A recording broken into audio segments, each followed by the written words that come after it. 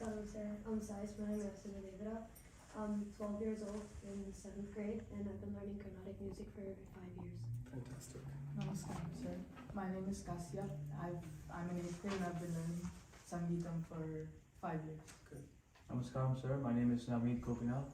I'm in 8th grade and I've been learning Mridangam for 6 years. Oh, good. So first off, we just want to thank you for such a wonderful concert. Thank you. It's my You had pleasure. such clever ideas and just the pure joy on your face really radiated into the audience, so thank you for that. Thank you. So first we wanted to ask you, what sparked your interest in Carnatic music as a child? And can you describe your early years learning Carnatic music in LA? Yes. So I was really born into a musical family. None of my family members are full-time performers, and in the previous generation they just learned, because everybody would learn in the family. But my mother is my first guru, Narayan. She was already running a music school from the early 1980s. And so when I was born, I was literally born into a house where already music classes were happening. And I have two older brothers. My eldest brother Nikhil plays flute and my other brother Nirmal plays mridangam. So they were already having their music lessons going on in the house, and we had other students coming into the house and learning and going. So I've literally, there's pictures and stories of me being on my mom's lap while she's teaching class. And so I think it was just going in my head all the time because one day, I don't remember this, I'm told that one day I started humming when I was about 3 or 4 years old. I was humming some of the songs that my mom was teaching. So then my parents thought, okay, it's time to start, teaching a little bit. And so I actually started learning music when I was about 4.5 years old. And so it was very early on for me because of that. And learning from my mom at that age, I was very interested. I was always interested, but at that age, I would listen to my mom. So if my mom said, come for class, I would come for class. I would come and sit down, and I would be more than happy to sit for class one-on-one or sit with other students when she was taking other students' classes, and if I was free. As I got a little older, I got a little bit rebellious, and I wouldn't like to go, I'd want to go out and play with my friends, and so that's kind of what sort of happened. And that was when my parents also thought it's good to maybe send me to somebody else outside of the family, because where does mom end and teacher begin, and teacher end and mom begins is difficult. Who's calling you for class, mom or teacher? You as the student or the son, it's easier to think that it's mom and say no. If it's teacher, you can't say no as easily. So because of that, over the years, after I had a very strong foundation, and I even gave my first concert, I was 11 years old. It was a house concert in LA, almost 3-hour concert. That was fully under the guidance of my mother. And then after that is when I moved to India and started learning from Calcutta, Krishnamurti sir. So why did you decide to move to India to pursue Carnatic music? So when I was 11, actually, it was the first time that I moved to India. That was when my parents wanted me also to learn from somebody more advanced, somebody outside of the family, obviously, and somebody maybe more senior. And K.S. Krishnamurti Mama was recommended to us by many, many musicians. So I grew up in a house that also had a lot of musicians coming in and out because my father started the organization in Los Angeles called the South Indian Music Academy. So even today, that's the Sabha, although my dad has stepped down, other people have taken over. SEMA is the Sabha in Los Angeles. So we had a lot of artists who used to stay with us in those days. So it was a lot of artists had recommended KSK Mama, but primarily Flute Ramani sir, who is my eldest brother's flute guru. He was the one who said, you must go to K.S. Krishnamurti and I'll take you there. And he actually took me when I was 11 years old. I took a year off of school. I didn't go to 7th grade. So my parents were probably at that time, this is like the mid-90s, it's kind of a crazy thing, radical thing to think about pulling a kid out of school. I think these days people consider it a lot more, the gap year and those sorts of things. But then, I don't know, something got into my parents' mind and they decided, let's do this. And they asked me, and for me, getting 1 year out of school, I said, sure, I'll do anything you want. I don't have to go to school for a year, why not? So that was kind of how I moved the first time when I was 11, and I spent about almost 1.5 years just learning music from KSK Mama, and that was a huge turning point for me. My seriousness, my focus, my interest really kicked up a notch or two. I came back and I went to 8th grade, I continued school, and then Mama passed away in 1999, so I was just, I think, just out of 9th grade and going to 10th grade. And Mama passed away, and I was going to go to India that summer to learn from him. So I was at a point where I didn't know what to do, and I was already a huge fan of KSK Mama's, one of his senior most disciples, that's Sanjay Subramaniam sir. So I kept following him around, and KSK Mama was happy. He said that's a good style to follow, and so he was happy that I was also a fan of Sanjay sir. So we requested Sanjay sir to teach me at that point, and so he continued my lessons. Somewhere around the time that I started university, Sanjay sir is the one who actually put it in my mind that why don't you just move to India and take up music? I was sort of going down that path of school, college, I thought I'll get a job or I'll go to grad school. He said, why don't you break that? You already have sort of been taking this seriously, and you came when you were 11, so obviously, you don't have to go the regular path. Why don't you now also break that and take up music, at least, be in Chennai. I had already started my bachelor's degree, so I said, let me, just started actually at that point. So I decided to finish that and then move to India. When I finished, it was more of like, I didn't move to India with the idea that, okay, I'm moving to India permanently, I'm going to be a Carnatic musician. It was more that I wanted to move and see what happens. I felt like every time I went, it was like this 2-month trip or 1-month trip, and I would go and kind of, you dip your toes in the water and then you're out. You don't really, dive in. So going there after university, after college, was really so that I could dive in full time and see what happens. I think it was like 1 year led to 2, led to 3, and at times when I doubted myself, I had a good support system in my teacher, Sanjay sir, Ramani sir, flute Ramani sir, my parents, my brothers. Everybody around me was really supportive, my grandparents who I stayed with. So because of that, it kind of encouraged me to keep going on with it, and here I am.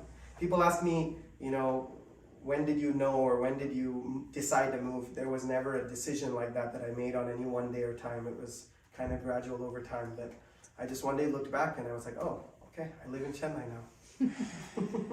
So can you elaborate a little more on learning with Christian with you, sir? Like, what was like a typical day like when you lived there when you were 11? Yeah, it was very interesting because I think when I first went, I didn't realize the level of KSK Mama, somebody of that stature. An older man, yes, but I was this young kid, and I was this young American kid just coming in and kind of sitting there. And, and first, it was funny because he heard me the first day, he taught me a very small song. And then we played him the recording of my concert that I had given in the US before going to India. And the day after he heard it, I went for class and he said, oh, okay, I think you're capable of a lot more. I'm going to teach you differently from today. So from the second class, it was got a lot harder. The first class was pretty casual, and he taught me sort of an easier song. In the second class, he himself said, oh, I'm going to approach this differently. But KSK Mama was amazing. He, on his student roster at that time, had, all the top artists of then, of now. I don't want to name them because I might forget some, but, of course, Sanjay sir was one of them, and many in his generation above, were actually learning from KSK Mama. I used to finish class and see some of these sort of stars and superstars waiting. I remember once I think I was going in for class and Unni Krishnan sir was sitting there. I think I was leaving class once and Sudha Raghunathan ma'am was waiting for class. So these were the people that were in and out of his house, and I was just this little kid. And so every time I saw that, I was like, oh wow, okay. And then I would see Sanjay sir leaving sometimes. So it was amazing. And for him, these were just, and like I said, it was from young to old, all the generations of artists, of upcoming artists, musicians, students, and he could relate to me somehow. I probably was his only American student of that age, but somehow he would relate everything to me, and he would say so much, and my mom used to accompany me for the classes, and a lot of times he'll say a lot of things, and I'll just be nodding my head, and then he'll look at my mom, and he'll tell her, you have to remember these things, and tell him in 5 years or 10 years, you need to remind him of these things, because he may not understand it now. So there was just so much, and I often think back to things that he said to me in class or songs. I would go for concerts a lot, like almost every day my mom would take me to a concert. So that's how I grew up, listening to a lot of music in the house, recordings playing all the time, and attending live concerts almost every day when I was in India. Even now I love to go to live concerts more than listening to recordings. I would go for a concert and go for class the next day, and he'll ask, what concert did you go to? And I'll say, I went for this one. Mama, I heard, he's like, what did they sing? Then I'll say, I heard this and that. And I'll say, Mama, this was some new ragam. I didn't know what is that. I don't know that scale. Then he'll sing the scale. Then he'll teach me. Immediately he'll teach me the song. He knew every song, whatever you ask him. half the songs, if you know, a lot of times he would say, oh, I taught that person. You know, the concert that I went to the day before, XYZ, he'd say, oh yeah, I'm the one who taught them that song. And then he'll teach it to me immediately. He used to teach me a varnam and then a song in the same ragam so that I had that connection. So he did so much. At that time, I didn't even realize it. You know, I was just learning. He taught me something, I was learning it. I'd go home, practice, and come back. Now I can look back and realize how he structured so much of the learning, so much of the class. And it was amazing. Any song, any composer, if I just asked him, I think the most ever that happened was that sometimes I'd ask him and he'd be like, oh, Adewa, okay, I learned it long back. Give me a couple of days, I'll check on I have to check the book. Next class he'll have it, he'll teach it to me. But even that was rare. Most of the time he'll just immediately, yeah, I know that, yeah, I'll teach it to you. And I'll come with a list, in fact, so I'd go home back to the US and I'd come the next summer and my brother or parents or other people would say, you should learn this song, and I'd have a list. And I would literally take the list to class and he'd be like, okay, what's next on the list? You know, the next, I'd learn a song and he'd say, okay, after that, on the list line, you know, he'll look at it and be like, mama, nilambari. Then I'll be like, you know, something sahana, like I just say a song, a ragam, he'll teach me immediately. So that was one of those things. You know, unfortunately, I only was able to learn from him 3-4 years. He passed away. I wish I had more time with him, but it was probably so crucial. It was so pivotal because that time and that time spent with him just sort of probably changed the trajectory of my life because I got very serious about music. I got very passionate about it from there on. So, who are some of your favorite musicians who you look up to and why? Can you name some old timers as well as current? So I think everybody knows that one of my number one, of course, guru, mentor, everything is Sanjay Subramaniam. He's been a guide for me even now. Although I don't go for class anymore, it's been many years, he still is, you know, my guru, my mentor always. There's many artists I feel in the current generation, meaning those who are still performing today. I think if I just look back at the history of artists, the ones that have had the most impact on me, whether personally or just through their music, because I've not met many of them, I think from the yesteryear artists, definitely a lot of Samguri Srinivas Iyer, his style really appealed to me. Ramnath Krishnan sir, M.D. Ramanathan sir, K.V. Narayan Swami Mama. I've had the opportunity to meet and sing for K.V. and Mama when I was quite young. Those are experiences that I'll never forget. Of course, G&B sir. Those styles really influenced me. In the next generation, where I really connected is probably a lot of Tanjavur Kalyanaraman sir, T.N. Seshagopalan sir. Definitely those two have a huge influence on my music. And then many others, you know, I mean, the list goes on. I'm sure I'm forgetting so many people. Hyderabad Brothers, and it just goes on. I think that their musical style, their approach influenced me a lot. Kind of opened up a lot of things. Their creativity was something that I realized, okay, I can start thinking in different ways. I don't just have to do what they have done, but because they thought in so many different ways, and they were sort of mavericks in their time, that rubbed off on me, that I could also try as much as I could to sort of try different things and, you know, within my comfort zone.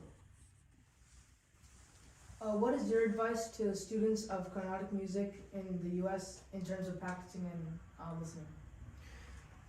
My advice, I think, a few things. So the first is that I come across a lot of beginner students who see a performing artist and they really become a fan. That's great.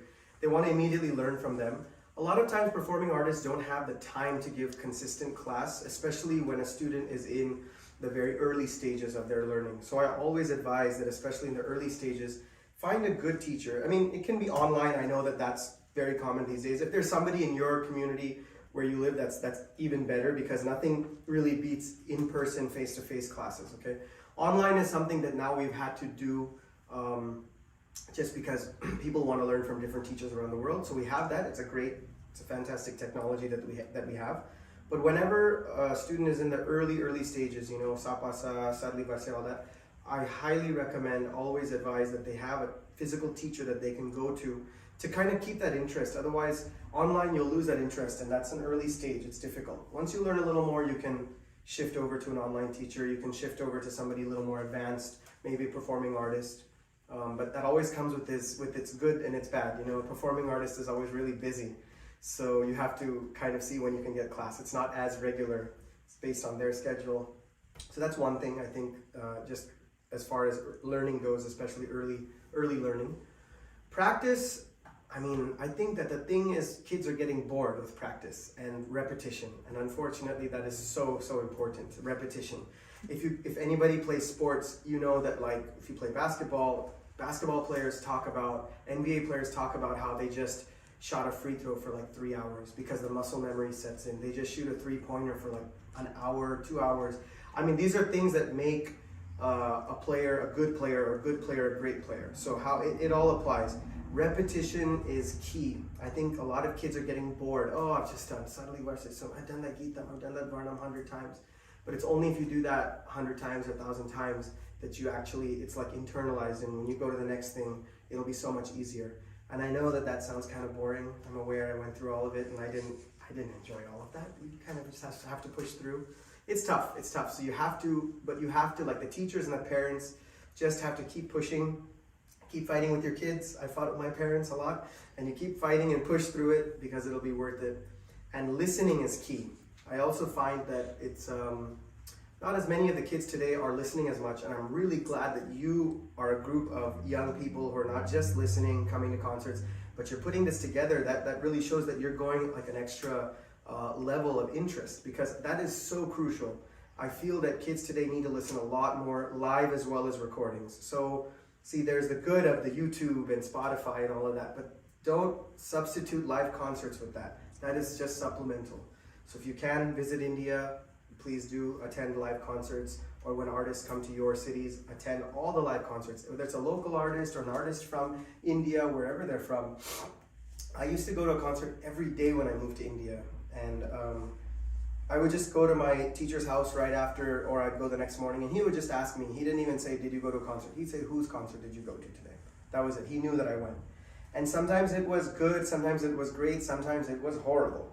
But you learn from every concert you listen to. You learn the good, you learn the bad, you learn what works and what doesn't. And as you pick up these little pieces from each concert over the years, you put it together and figure out what is your approach going to be, what is your mentality, and you can figure out what works for you. So I think that it's I'm saying a lot of the same things that everybody will say: listen, practice, blah, blah, blah. It's a cliche for a reason. It works. It helps a lot. And I would just like to push live concerts as much as you can. Listen to live concerts. So as a performing artist in India, what are some differences you see performing here in the US versus there in India? And then also in your journey there, starting off as a performing artist, what are some difficulties you faced? I'll answer the second part first. So what are the difficulties I faced when I first moved there? It was a lot of, most people didn't believe that I had moved. They couldn't, it's not that they thought I was lying, they couldn't sort of understand or comprehend that. I think it's a lot more common now, but when I moved there, pretty much nobody really had. Maybe some people had moved when they were young, but nobody was moving after studying in the US at that age of 21 as a young adult. Nobody was making this decision that I'm moving to India for extended period of time, maybe forever. So when I would tell other artists and I would tell organizers, they would say, oh, Abdiya, okay, you've moved here, fine. And then I'd see them 6 months later, or 3-4 months later, and they'd be like, oh, when did you come? And I'd be like, oh, remember I saw you 3 months ago? Oh, you've been here since then? Like, yeah, I moved here, I told you. Okay, fine. See them 4 months later, when did you come? So it was like this for a while. It was like this for more than a year. And it could be frustrating. And I would ask, I would just be in all the concerts and they would say, oh, you're here, okay, we can fix you for a concert. And I'd say, I'm ready anytime. And then they would forget, and then 3 months later again, I can fix you for a concert. I would say, I've been here the whole time, by the way. So that was a thing that it took a long time for people to understand and sort of believe me, and for it to register that I had moved there, because nobody really had done that before I did. And I remember that an article came out in one of the prominent newspapers maybe a couple of years after I moved, maybe 1 or 1.5 years after, and I had written, most of the article I had written, and a big picture came, and it was called Shedding the NRI Tag. So there's this NRI tag, but if you're an NRI, they don't take you as seriously as the local artists. There was even one concert, this is a prime example where I think I had gone to a concert in that hall, and then the organizer was there, and he said, will you sing? I said, yeah. Then he didn't call me then he apparently called my guru, he called Sanjay sir and said, there's this student of yours, I see him in all the concerts, and he said he'll sing a concert, but he's from America, how will he sing? And and he said, I have all these other local students and upcoming artists, I have to give them a chance. How can I give this guy a chance from America? And Sanjay sir just said to him, how can you find fault with where he was born? He didn't choose that. So he's here and he's serious. If you want to give him a chance based on the fact that he's interested and he's learning, and you can decide after that, and you hear him sing and decide. So he gave me a chance in that organization, and then he said this, he actually announced this in the speech after the concert. So there was an idea that because I'm from America, the NRI, that I'm not serious, I'm not taking it seriously, I'm not really in it. So that was definitely one hurdle. It took me a good 2 to 3 years at least to get over that. And that's, at that age, 2 to 3 years is a long time. You don't just have, you don't feel like you can just sit somewhere for 2-3 years without knowing where it's going. That's a crucial time when you need to figure out what you're doing. So things picked up finally after that. And I think it got easier for a lot of other people as well to come to India subsequently. Performing in India versus performing here. See, wherever you go, whether it's India or US or UK or Australia or Singapore or the Middle East, the core audience may be similar, about 80%, but you do have 20% or so that is slightly different. If I go to Bangalore, obviously Bangalore, Mysore, they want more Kannada songs. Within Tamil Nadu, they want more Tamil songs. If I perform in certain communities, in London, they might want more Tamil songs somewhere. Somewhere they may say we want more Annamacharya, Bhadrachala Ramadas, Tyagaraja, Shyama Sastra, So it really depends on that audience in that area. So it's nothing, I wouldn't say it's specific India versus America. It just has to do more with where I'm going, that community. Of course, when I go to more of the international festivals and it's a non-Indian audience, it's more of a foreign audience. Like I've performed in Germany, where I think it was 100% local Germans in the audience. Not that they're going to come and request like a certain ragam or a song, they don't know, but at the same time you do realize that there's something which, as they are first-time listeners, you may be able to sing certain ragams or certain songs that they can connect to more quickly. So that comes with a lot of experience, singing over the years, kind of seeing how audiences react. Even today when I'm performing, I can see what is going over well with an audience, what is not connecting as much. So you can see where to elaborate. You can see how to change. So it has a lot to do with how do you plan your concert. And then planning that concert is dependent on this, but like today on the spot, I'm changing things. I would have planned something else and change a couple of songs or skip one song. You look at the time, you look at the audience. You want the audience to be engaged throughout as much as possible. You also want to leave them wanting more. You don't want it to get to the point where they're like, okay, I don't need to listen to this person again for a couple of years. They should be like, oh, I want to listen to this person again. And so that always, these kind of factor into concert planning, whether it's India, US, regardless of where it is. So I think more of those factors come into play when I approach a concert, more than just looking at whether it's India versus America. So what other types of music interests you? I grew up listening to a lot of rock. I think in the house, because of my brothers, I listened to U2, Pearl Jam, Guns N' Roses. That was a lot of what I listened to growing up. I started listening to a lot more rap and hip hop later on, especially like high school and college years. I listened to a lot of like Dr. Dre and Snoop Dogg and then Jay-Z.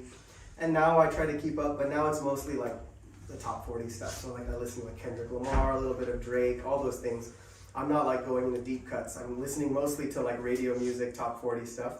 But I think I love almost every style of music. The only style of music that I've not been able to relate to or enjoy is probably country. I don't know. Country somehow. I don't know why, but I've tried.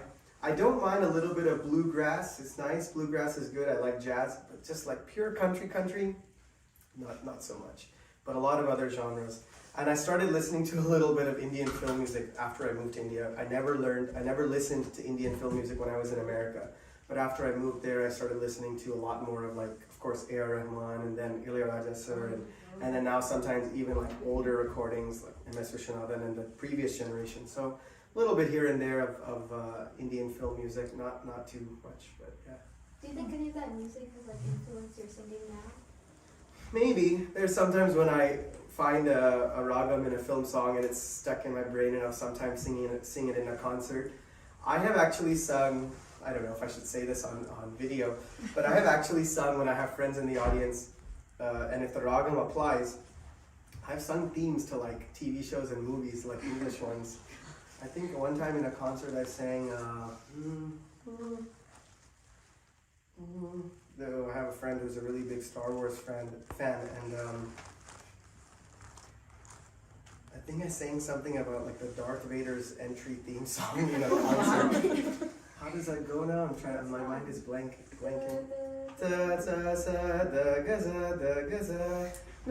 I think I sang it in Taram. I sang something like that, and my friend was in the audience, and she just looked up like this. I don't know. I play around. It's all music. It's all notes. I mean, so I sometimes play around. I mean, I don't do that much, but I've done it before.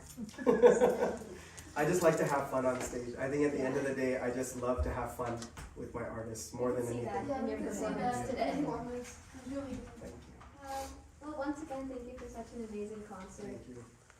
It was an honor for us to interview you today. So on behalf of Sruti crew, thank you so much. Thank you all so much. I wish you all the best, and thank you for doing this. I'm really, really happy that you guys are so interested in doing something like this. It's fantastic. Keep it up. Thank you.